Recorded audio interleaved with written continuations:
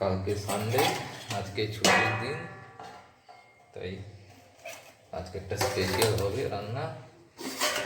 Chicken বানাতে যাচ্ছি। এখানে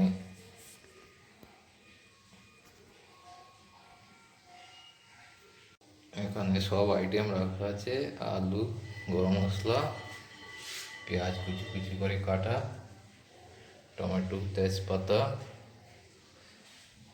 আদা বাটা, রসুন বাটা, এটা চিকেন মাছি ধুয়ে পরিষ্কার করে রেখে গিয়েছে।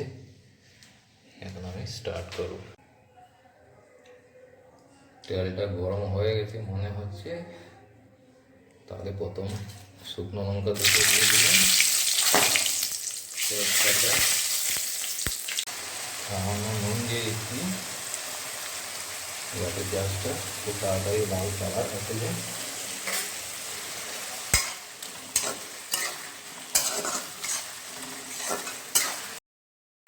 হয়ে গেছে।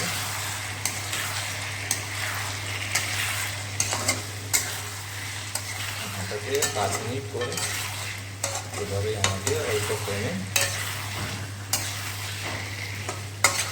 কষাতে হবে যতক্ষণ পর্যন্ত তেল মাংস থেকে ছেড়ে যাবে।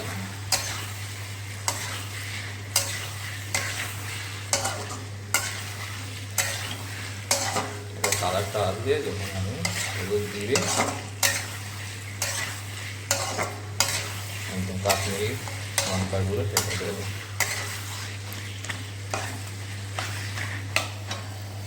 মিক্স করে আমি প্যাক করে নিচ্ছি।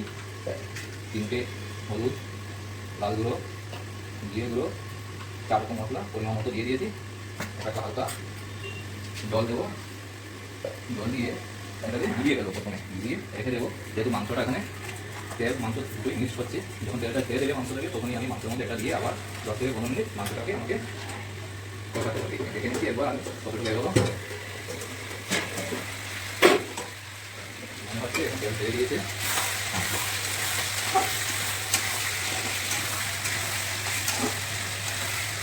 এখন এই যে মশলাটা আমি তৈরি করেছি সেটাকে অ্যাড করে দেবো।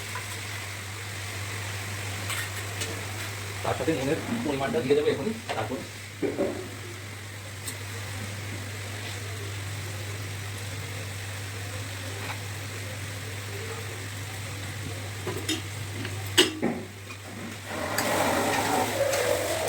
বাবাকে আমাকে কিছু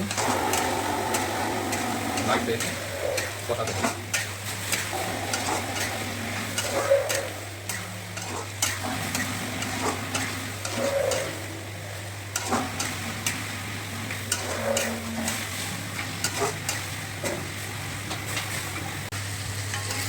অনেকটা কালার এসে গেছে, কষানোটাও মোটামুটি এগিয়ে এসছে। কিছুক্ষণ পরেই আমাকে আলু দিয়ে আবার 10-15 মিনিট কষাতে হবে। আলুটা মাটি অলরেডি ভাজা করে রেখেছে, এর জন্য বেশি আমাকে পানি করতে হবে না। বুঝলে, এখন আমাকে আলু দিয়ে দিতে হবে। অনেকটা হয়ে গেছে। এখানে আমাদের 3 জনেরই হচ্ছে, বাকি সবাই বাড়িতে চলে গেছে, এই জন্য 3 জনের আছে। 600 থেকে 700 গ্রাম মাংস আছে। 5-10 মিনিট এভাবেই চলবে। অল্প জল দেবো, অল্প কষাবো, এইভাবেই চলবে 5-10 মিনিট। আর সঙ্গে থাকুন, পুরো ভিডিওটা দেখবেন। এবার আমি জলটা দিয়ে দিচ্ছি।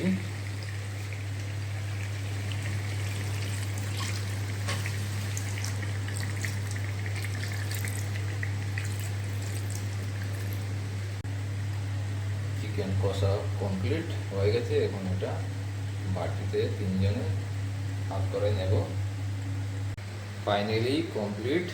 এখানে স্যালাড একটা করেছি, মিক্স স্যালাড। আমাদের 3 জনের জন্য 3টে বাটি রেডি করেছি, দেখতে পাচ্ছেন আপনারা।